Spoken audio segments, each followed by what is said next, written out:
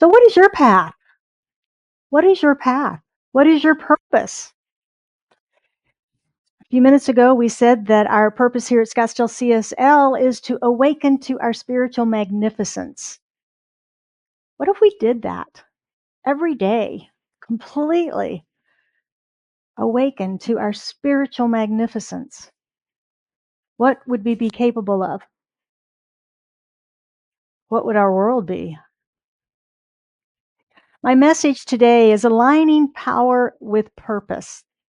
And we're going to be talking about purpose, we're going to be talking about power, and we're going to be talking about alignment.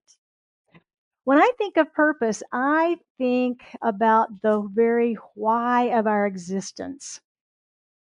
There's about, 7 billion people on our planet right now? 7 billion individualizations of spirit. Unique. Each one with a different purpose. Purpose is not something that we go out and find. It's something that we uncover, something that is within us. It's revealed like everything else. It's already within us. Have you uncovered yours? And are you living it? There have been times when I have experienced feeling like I don't have a purpose. I lost my purpose. I'm not clear. Those are times for me of deep reflection, of really going within to determine if I've lost my way, I've lost the path, my purpose, or if I'm just really expanding again, growing again. It's time for creating something new, a new expanded version of myself. Is this just a chapter that's ending in my life, or am I really lost? It's a time for deep reflection. Sometimes we think that our work is our purpose. Anybody ever thought your work was your purpose? My purpose in life is to be a minister, to be a doctor, to be a lawyer, to be a real estate agent, whatever it is. Oh no, our purpose is not our work. We bring our purpose to our work. We bring our purpose to our relationships, to driving the car, to doing the dishes and taking out the trash. We bring our purpose to everything that we do. Generally, it's who we are in our lives, how we live our lives. My purpose is to be a light for others. Now, this has not always been my purpose. It has become my purpose in the last 10 to 15 years. And for me, what that means is living from a place where I'm available to others, living from a place where I listen to the still small voice of spirit. And if I'm having a conversation with someone and I get a hit, I have the courage to speak those words because I don't know what they mean, but for some reason they came in my head and I think they're for this person. I am actively kind in simple ways, holding doors for people, allowing people into traffic, things like that.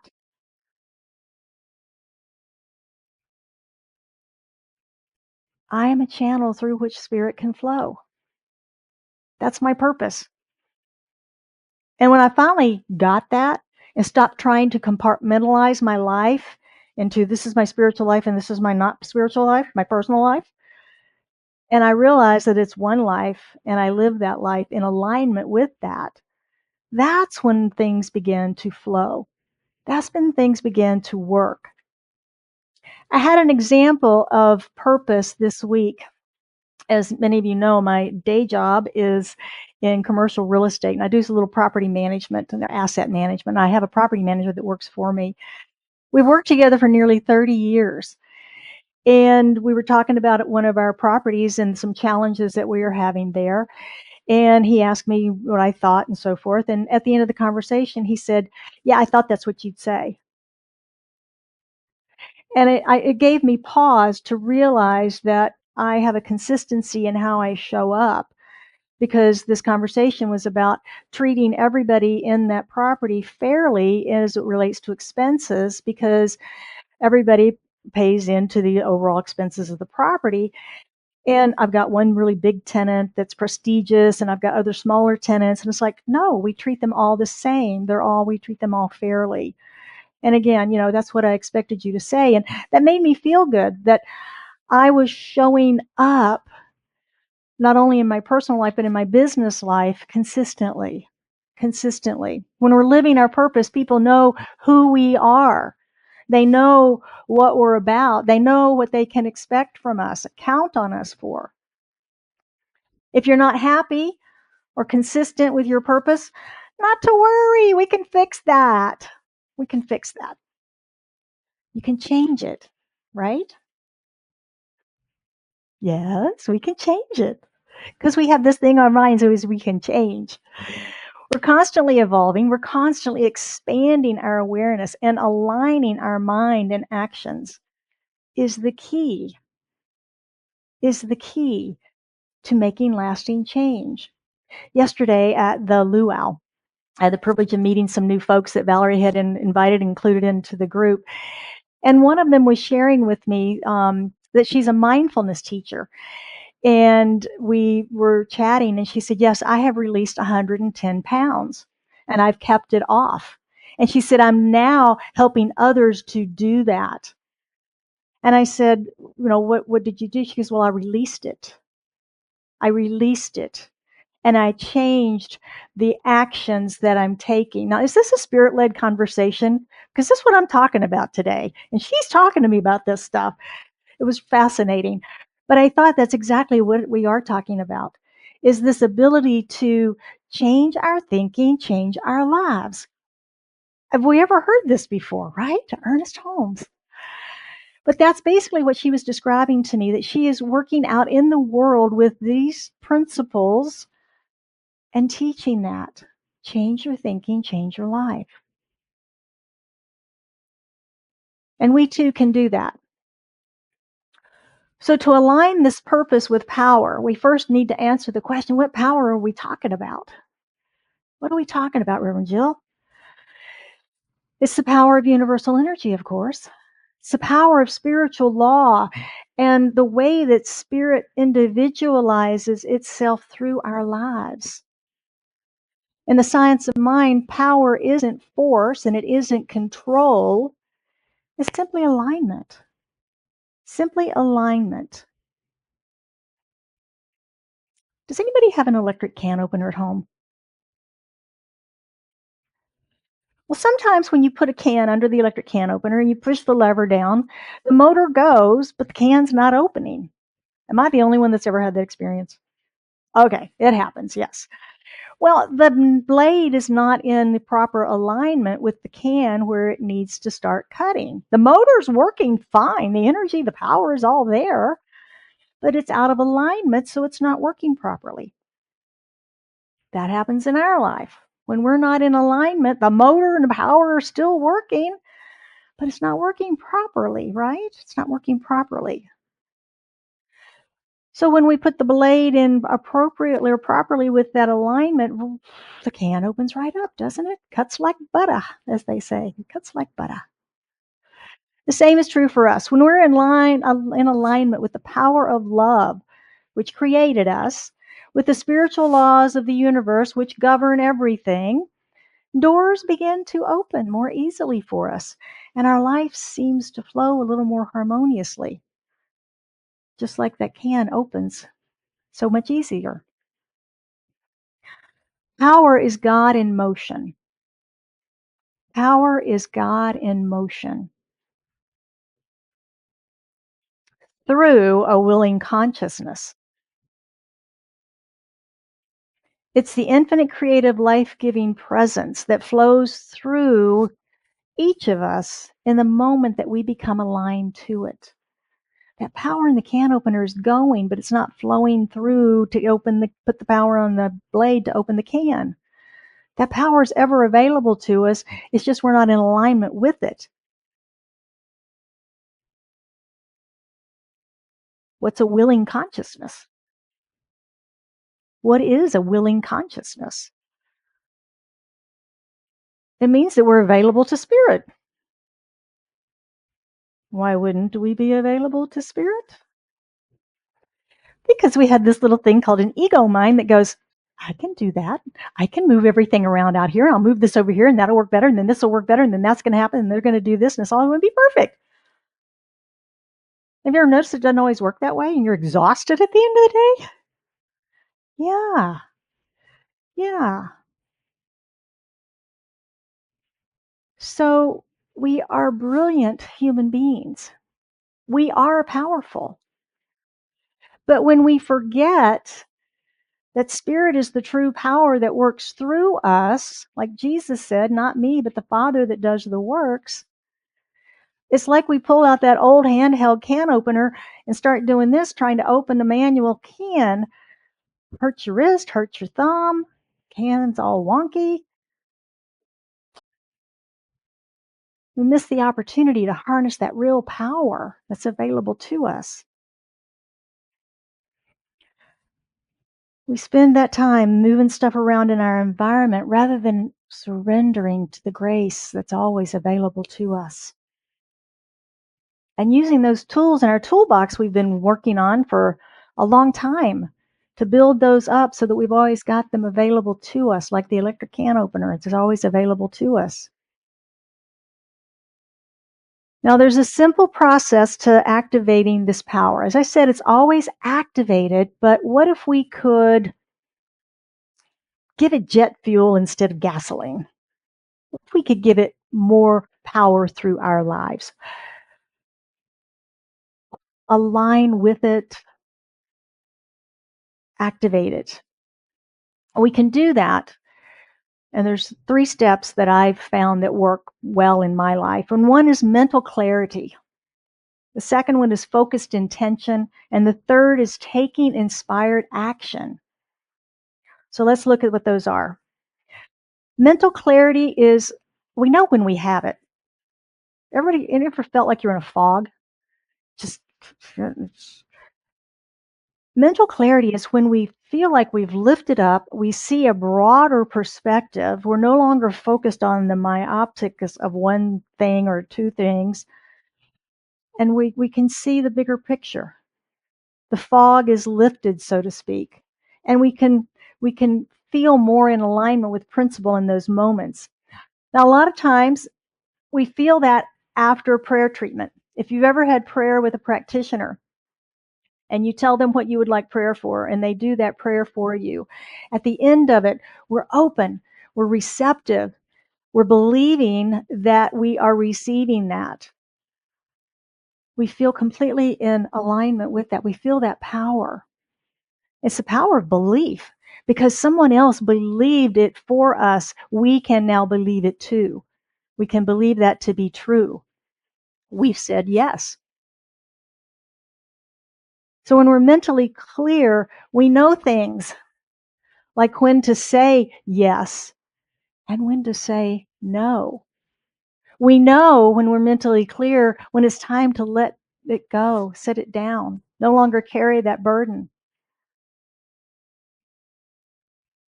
We activate this power when we are mentally clear of our desire and our worthiness to receive it.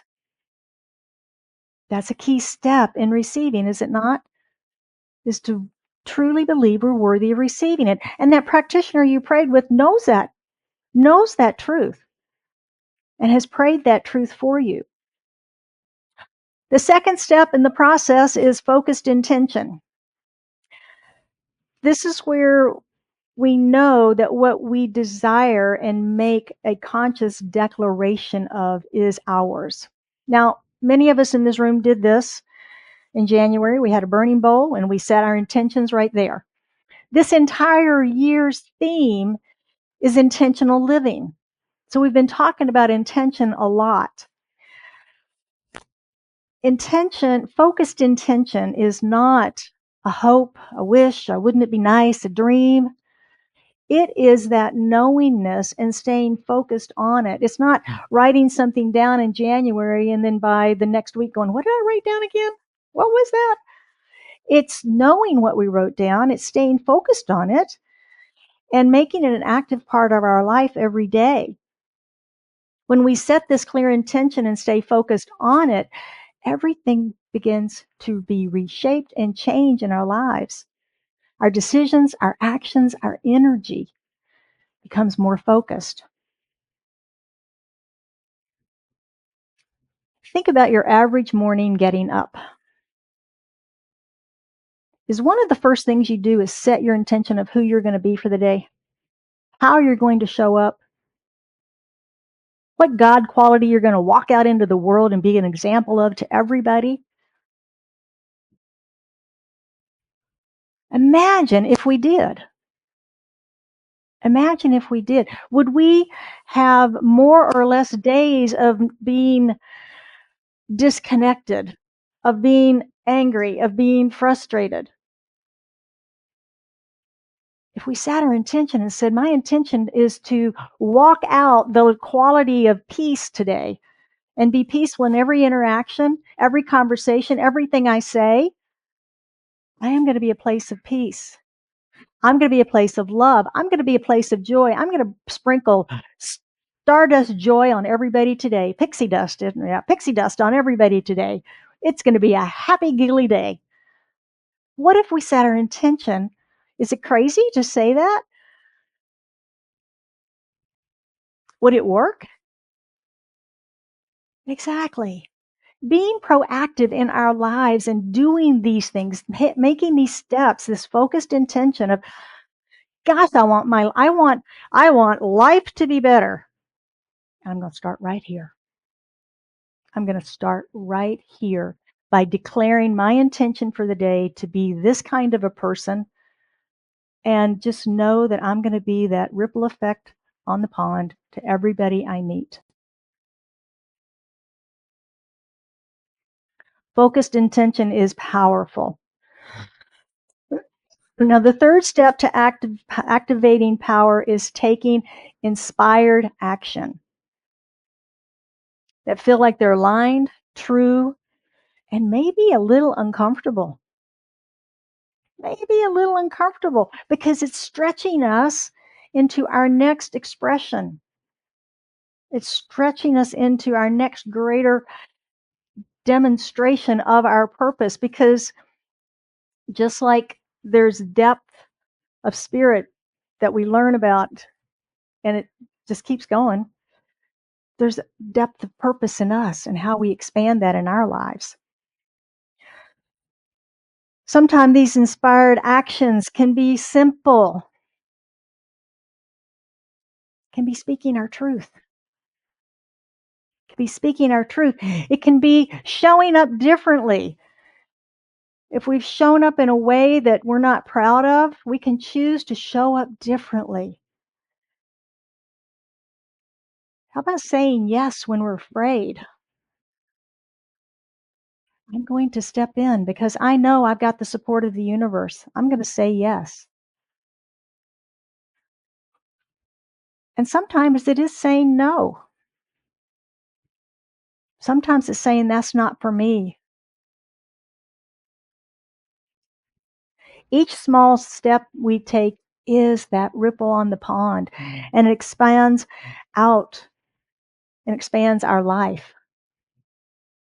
Clarity, intention, action.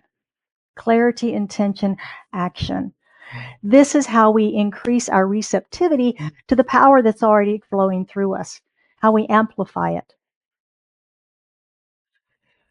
So that's two of our points. Our third is to bring that purpose and power together. How do we bring them into alignment? How do we bring them into alignment? It's when our inner vision and our outer actions match. When we're walking our talk everywhere, in our relationships, in our personal life, in the personal treatment of our bodies, in our business world, and everywhere we go, we're aligned with our thoughts and our actions. It's when we say, I trust the universe, and step out with courage, knowing that I'm supported. It's when we affirm abundance, and then we manage our finances with faith and integrity. It's when we pray for peace, and we are peace and peaceful in our language and our actions and everything in the world that we do. Many of us have been students of the science of mind for a while, studied lots and lots of stuff, have lots and lots of books. We do have a lending library. If anybody's short on books, we loan books there, so you go. So we study, we learn, we practice these spiritual insights. But until those actions match those insights that we've gained, nothing's going to change. Has anybody besides me ever gone to a workshop or a class and come out going, yeah, I'm going to change my life? And a week later you go, what was the name of that class again? Yeah, we've all been there and done it because we don't apply it. We don't apply it. To be a channel for divine power, our acts and thoughts must match the spiritual insight that we've gained. This is what alignment is. This is our practice. This is our deep work. The science of mind can be a very intellectual study. Would you agree? Yes. It can be very intellectual. And we can hold it up here in our minds and quote it chapter and verse and know every principle and everything that's going on. But until we drop that into our hearts, until we begin to live it, to walk it out in our lives, to practice it everywhere, every day, till it becomes a part of who we are, it's not going to change our lives. But once it does become that, it will change your life. I'm here as a living, breathing, talking example of how it will change your life. We know it's not about what we know, but how we use it, how we apply it. So one of the ways that we use and apply this science of mind teaching is through prayer treatment. You may have heard us say once in a while, treat and move your feet. Treat and move your feet. Sometimes it's treat and move your damn feet. It's like, okay, let's get going here. Treatment is a form of affirmative prayer that we teach. Treat and move your feet means not only do we do the prayer work, but we take action. We take action in the direction of whatever it is we're praying about. Spirit and the law work in the invisible realm. We work in the physical realm. We are spiritual beings, as Wayne Dyer told us, having this human experience. And we are human. We're physical. Spirit works in this invisible realm. And the connection we have is in mind. And then we get to walk it out with action in our lives. That's the cool thing about being human. We get to walk it out. And we've got this lifeline, this power line that goes to the infinite mind that fills us with these ideas and inspirations that we're then at choice as to whether we say yes or no to and walk it out. How cool is that? Are we the coolest manifestations there are? Yeah. Prayer treatment is a declaration of the truth. It's not a plea to God. You all know this. We're not asking for a goodie. We're declaring that it's already ours. Those first two steps, affirming the presence of God in all. And then we're part of that all. We're included in it. So we unify there. We declare our good then, in faith believing that it is ours. We declare it. And then we express gratitude for it because we know it's already ours. And we release it into the action of law to work in that invisible realm to begin to bring into alignment all of the things necessary. And we do our part by walking it out, by taking inspired action towards that. And then we move. Ernest Holmes, author of The Science Mind, says prayer is a movement of thought within the mind of the one praying along a definite line of meditation for a specific purpose. and every prayer must be followed by a practical act. By a practical act. So we move our feet. If we're praying for clarity, then we have to take the actions of asking the questions, of doing the research, of making the phone calls, doing what we need to do to get clarity. We've declared that clarity is ours. Now let's do the work to get there. If we're praying for healing, okay, I'm praying for healing. Now stay put. No, we pray for healing and then we are receptive to it.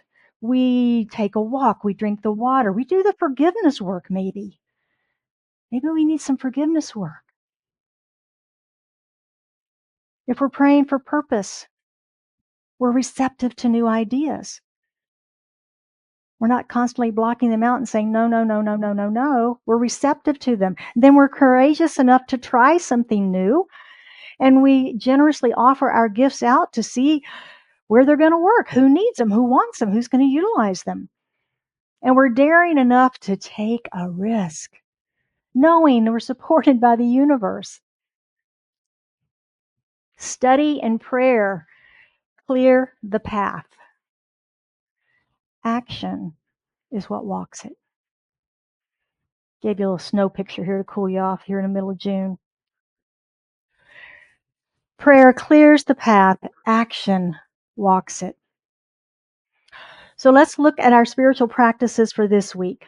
Again, remember you can register for the Mindful Monday newsletter, Mindful Monday recap, or the newsletter for Saturdays. This week, in your morning quiet time, I invite you to ask yourself 2 questions. What is my purpose? What is my purpose? Who am I here to be? And what action can I take towards living that purpose today? What action can I take towards living that purpose today? Allow those answers to just rise in that stillness and record them in your journal and continue to reflect on them all week. This week, I invite you to align your purpose with power and see what Spirit can do through you. And so it is. And now it's your turn for questions or comments, complaints, whatever you may want to share, insights, anything at all. You do. All right, Valerie. Thank you. That was awesome speech here today. Thank you. And most of all, thank you for reminding me for my intention. I had forgotten about that, and I'm going, oh my gosh, I forgot all about the practice of my intention. So that was awesome just to have that. So thank you. Good. Focused intention. Anyone else? Any comments? Questions? Complaints? Ahas? Not today? Oh, yes. Oh, Dave? A wonderful refresher. Oh, thank you. Thank you very much. Thank you. Appreciate it. Anybody else? All right. Thank you all very much. I always appreciate your comments and your dialogue. It's one of my favorite parts is to have conversation about spiritual truths. So would you join me now for our prayer? Let's just pray. How about that? Mother, Father, God, how good it is to be still and be in thy presence as we remember that we are one in the one, forever connected to this infinite power through the one mind. That mind is God, and that mind is my mind now. We are united, whole, perfect, and complete. In this place of unity, I speak my word for and about each and every one of us gathered here today, knowing that we are all here for divine purpose, that there are no accidents or mistakes, knowing that each of us is connected to this infinite power that ever flows through us, and that we each have the power within us to amplify that through clarity, action, inspiration. We are so blessed for these beautiful things that we have in our lives. Power, the law, our choice, the way that we use it. So very blessed. I know move out into our world this week, that our intentions of who we be, who we as in the world, that we are truly those ripples on the pond, rippling out and touching lives and hearts in our world, our individual worlds where we work and live and move and play, connect with others, that there is a peace that pervades us, that exudes from us, that influences and impacts others, calms them, and that we begin to experience more peace on our planet, more love in our relationships, more joy in our lives. And so I know for anyone that has anything on their heart this day that they are seeking prayer for, that as they hold that in their hearts and their minds and lift it into this prayer with us in our consciousness that we hold high, that whatever needs to be healed is healed, whatever clarity is necessary, abundance flows, joy, peace, and harmony.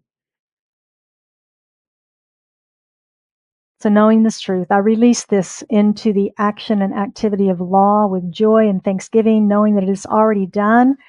And we affirm this truth by saying, and so it is.